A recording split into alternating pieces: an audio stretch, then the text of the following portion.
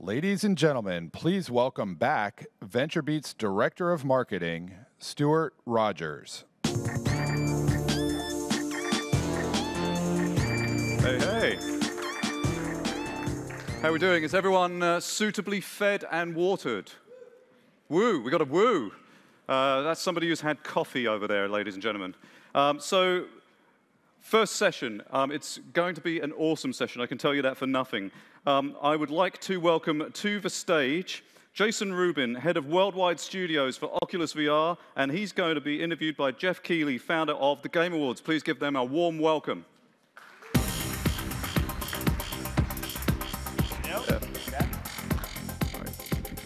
Good afternoon, everyone.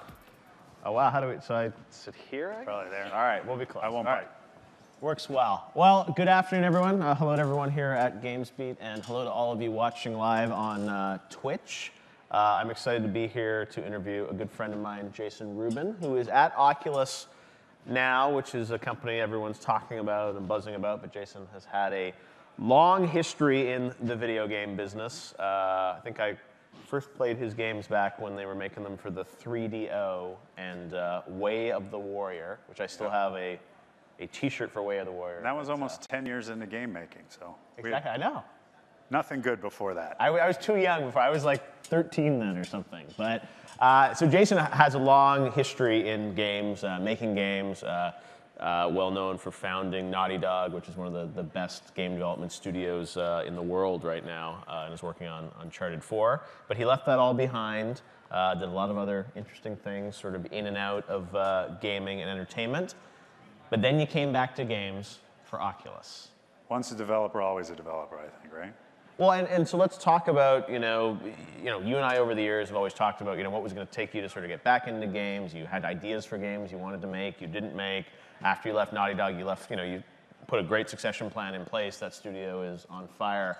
But why, let me ask you about the idea of just VR in general.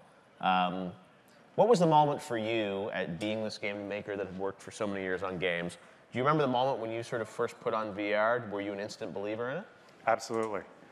Brendan called me down. He's the CEO of Oculus, and he said, "You really need to see this thing." And I went, assuming that I wouldn't be that impressed. I've seen a lot of technology over the years, but I put it on, and I was an instant believer. I've said this before. I got into games to make worlds. I walked out of Star Wars at 7 years old and wanted to be George Lucas. I think every game maker has wanted to create worlds. And after 20 years of creating flat experiences, I kind of got, not tired of it, but I had done the same thing long enough that I wanted to take some time off. And seeing VR and the ability to actually create a world that's around you that you're completely immersed in was what got me excited to get back into games on a full-time basis. And what's interesting is back then, they weren't interactive, right? It was just being able to look around, and that was enough for you to that the level of immersion was enough to excite you about what the gameplay could eventually be? Yeah, the promise is there. Yeah. People talk about presence, and it's one of those wishy-washy terms. No one's really defined it, but there's a moment in the demo that I got a year and a half ago now, almost 2 years ago now, where you're at the edge of a building. And I've given that demo now hundreds of times since, and I stepped off the building, but it took a conscious decision to override my instincts not to. Right. And 9 out of 10 people or more that I've given that demo, I can't coach them to step off the virtual building. Right. You say, look, you were in a room 15 minutes ago, you're not at the edge of a building, we would never kill you, I'm gonna hold your hand in the real world, just take a step forward. And most people say, I get it, I'm not gonna do it. I understand what you're saying. I know I'm not going to be, I can't. And that, even though it wasn't interactive, even though there was no long-term gameplay, there was no compulsion loop, there was no feeling of achievement, all of those things that games will bring to it, I knew at that moment, if I can make you afraid to walk off a building, I can sell you anything. I can make you believe that you're in an alternate universe. This pen. All right. So Oculus showed you that demo. You got excited about what they were doing. Maybe we should sort of let people know kind of what your role is at Oculus and how you were involved in this. So you said, you're a developer first, you like making games. There are a lot of really interesting people at Oculus, but your role in Oculus Studios, you're actually making and funding internal sort of first-party games at Oculus? Yeah, my title is head of studios, so I'm in charge of all of what we call the lighthouse titles that Oculus is funding and working on. We have a production group. We're trying to share best practices among many developers and explore the infinite possibilities that VR brings, 10, 20 titles at a time, and figure out what works and what doesn't work. VR has very unique challenges. When I started making Crash Bandicoot, Andy and I decided, my partner Andy and I decided that we were going to make a character action game work in 3D.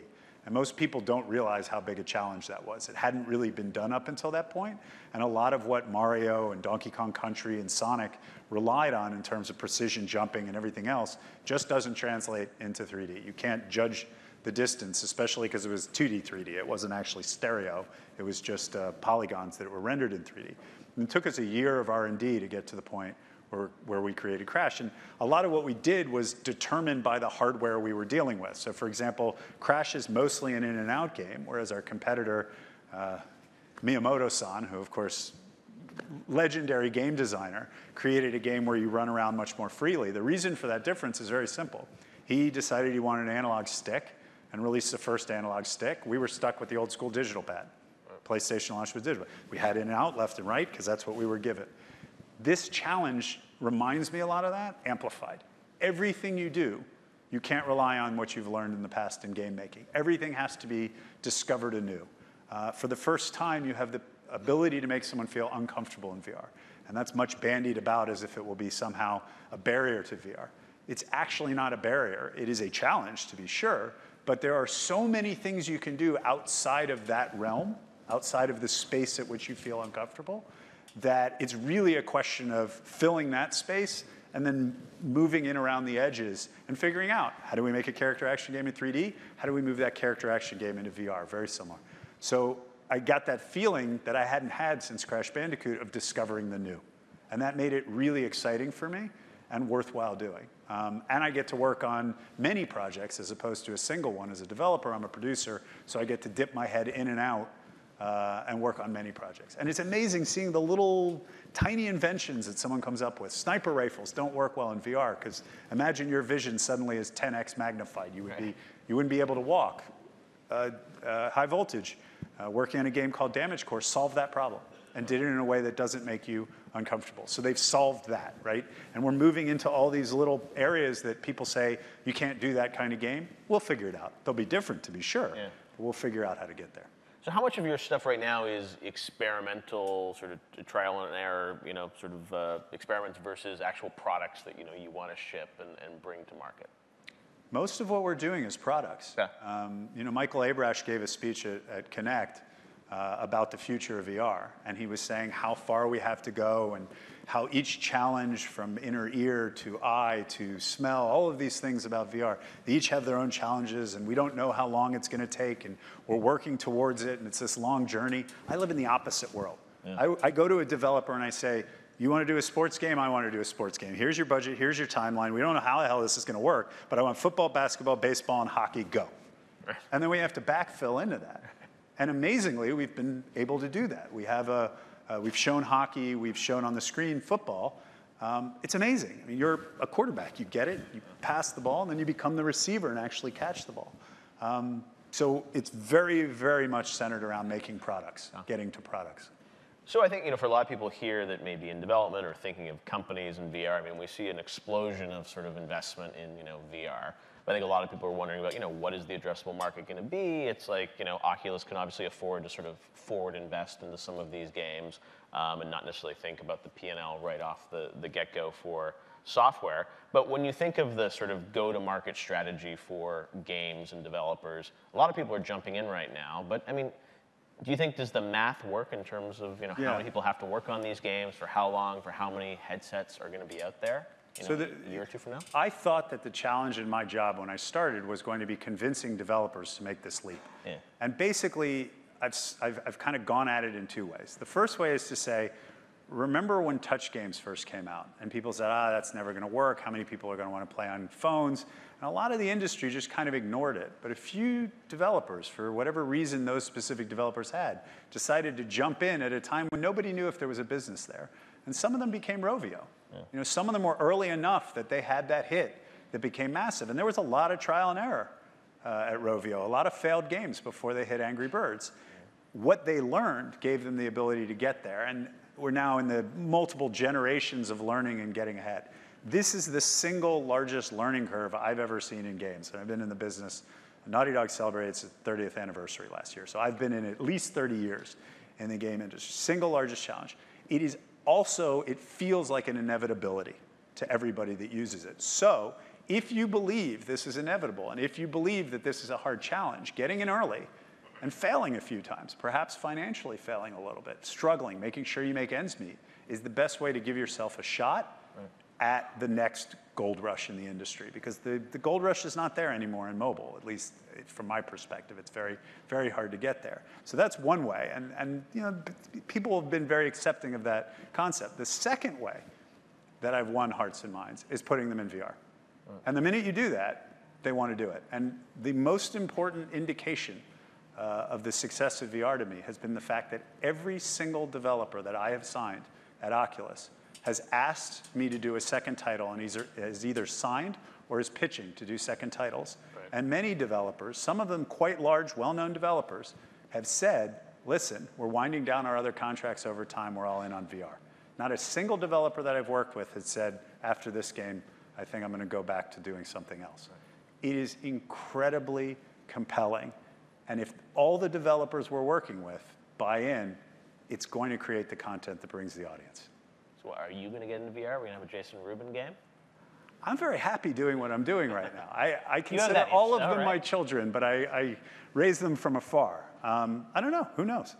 But right now, I'm really, really happy jumping from project to project and helping solve the little problems as they move towards launch. Now, you mentioned sort of the mobile gold rush may be over, but there's, you know, I think an interesting conversation to be had about mobile VR versus the Rift. And I mean, there's Gear VR out there. It's been out there. There's a new one coming out. What's your view on sort of the ultimate way that people are, or at least the first way that a mass amount of people are going to experience VR? Do you think, is it going to be through mobile, or do you think it's going to be through a headset like the Rift? That's a really good question. And I think Oculus's answer is we believe in both. Right. Clearly. We have our partnership with Samsung. We're working very, very closely with them on Gear VR. We're extremely excited about that product. The $99 price point that was announced a couple of weeks ago is an incredibly compelling addition to a phone you already have to get you into VR. Yeah. It provides a really cool experience that surprises most people who put it on. They say, well, this is absolutely amazing. Yeah. On the other end of the spectrum, we have the Rift, which it provides this experience that is absolutely unforgettable. Everybody that puts it on remembers the first time they put it on. It's hard to say how VR pans out, but I would say right now, mobile is kind of starting at lower end and moving up, and Rift is starting at the high end and moving towards the middle. Yeah. And somewhere in the future, we end up with the perfect device that's at the right price point, that has the broad enough market that it becomes a huge success. How that exactly plays out, I don't know. No, I mean, the Rift, obviously, not just the, the headset. You got to have a great computer to run it. I mean, there's a lot of barriers to entry there, and that's why I think the mobile experience, for those of you that have tried it, I mean, it is pretty compelling. When you're thinking about studios and games, where are developers going? Are you building games that work on both, or you have to bet on one or the other? Is it a combination? Or? Again, it's been amazing. Sometimes you show the developer the Rift, they're like, this is absolutely unbelievable, and then they put on the Gear VR, and they're like, this is where I want to work. Right. This is the future. At other times, you give a developer the Rift and Gear VR, and they absolutely just want to work on Rift. So I think that's a developer preference. Are you doing games that will be on both, too? There are definitely games that are on both. The fundamental difference between the two is that there is no positional tracking right now on the mobile device. So it has 3 degrees of freedom. You can look around and see in any direction, but as you move forward, backwards, left, or right, it doesn't register that change. So as you run into a game, if you were to stand up, don't do this at home, but if you were to stand up and run forward in your game, the whole world comes with you on Gear VR, whereas you will run into whatever you're running at on Rift. And that fundamentally changes some games. Some games don't work on one, some games don't work on other. But there are games, Hero Bound 2 and Hero Bound 1, third-person dungeon crawler that we did, work great on both. Right. So when you think of sort of studios and where you're going to place your bets moving forward, I know you're working with a lot of cool developers. Maybe tell us, I mean, what are some of the titles that you're working on or the types of experiences that you want to build? You mentioned sports, but you've got some other stuff too, right? Yeah, we're trying to hit the gamut. We have a lot of games that we call tabletop, for lack of a better word. RTSs would fall into that. MOBAs would fall into that. There's a weird feeling of like when you were a kid and you were playing with toys, when you're playing a game and looking down as a giant on a tabletop, again, for lack of a better term, that is incredibly compelling. You really feel like it's your little universe you're building. So we're working on a few of those games. We have third-person character action games. Edge of Nowhere from Insomniac, a bunch of others that are unannounced, Lucky's Tale from Playful, that are incredibly cool. The challenge there is you tend to focus on the character, so we're trying to invent ways to get the player to actually look around, because the power of VR is you have this, this giant universe to look around in at any given point. But third-person games have worked really well. Chronos is another one that we've announced, which is fantastic. And then we have the first-person adventures. Yeah. And then onto that, you have to layer input devices. So everything we've just talked about is headsets. Yeah. But our touch controller gives you an incredible ability to put your hands into space and reach out and kind of see them. And it has really, and yeah, you've used it. You can point and thumbs up and do things like that. And another thing to say, by the way, is that Facebook believes in social, right, and Facebook owns Oculus. There's a strong belief that social is going to be a huge part of VR's future. And we have demos right now where I can point over there and you'll turn around and look at what I'm pointing at, even though we could be on different continents looking in different directions. It all just works with the 3D sound and the 3D visuals. We can play ping pong across giant chasms, and it really feels like I'm standing in front of you. The second presence moment that I experienced after the walking off a building was the first time that I went into what we call Toy Box, which is a multiplayer demo where you do nothing but pick up and mess with stuff. There's no game in it. And I'm a floating blue head, you're a floating blue head, we have floating blue hands. So it's just floating hands in a head. And if I walk at you, you will get that feeling of human fight or flight. What is this person doing? Why are they coming at me? Do I need to do something? And there's no other medium, no matter how, I watched Jurassic World last night on a flight. No matter how that dinosaur gets up to the TV, you're just like, okay, there's a dinosaur on the TV. When you see things in VR come at you, you get that feeling. And even though I'm a floating blue head, that has nothing to do with me, you'll recognize my body motions, you'll recognize me as human, and you'll react to me as if I was human. And so we're doing a lot with the touch controllers and the social interactions. So when you say this, you paint an amazing picture of sort of, VR, how impressive it is. I mean, when you look at the traditional games business, I mean, is VR going to just wipe out, the traditional console business? I mean, is everything going to be in VR? Or do you think VR is just, it's cool for these short session experiences, but I'm still going to want to sit there and play Grand Theft Auto? Yeah, the short session experience, I'm not sure is a truth. Like, there are things that I've done for many hours that I don't have a problem with. Right. But what I will say is there are some things that we're really good at doing in 2D games. And 30 years of Naughty Dog has created titles that are not all of a sudden going to go away. And a lot of those titles won't work in VR because of the locomotion issues and the comfort issues. But I still want to play those games. Right. And VR actually does an incredibly good job of letting me play those games on a 70-inch television with the best sound system in the world, sitting next to a friend. So I think that those games, nobody in VR space says, we're going to wipe out any other, like, you just don't hear that. No one in Oculus says, this is the end of anything. We think it amplifies and improves everything that's out there. We announced the Netflix app. Netflix is awesome in VR.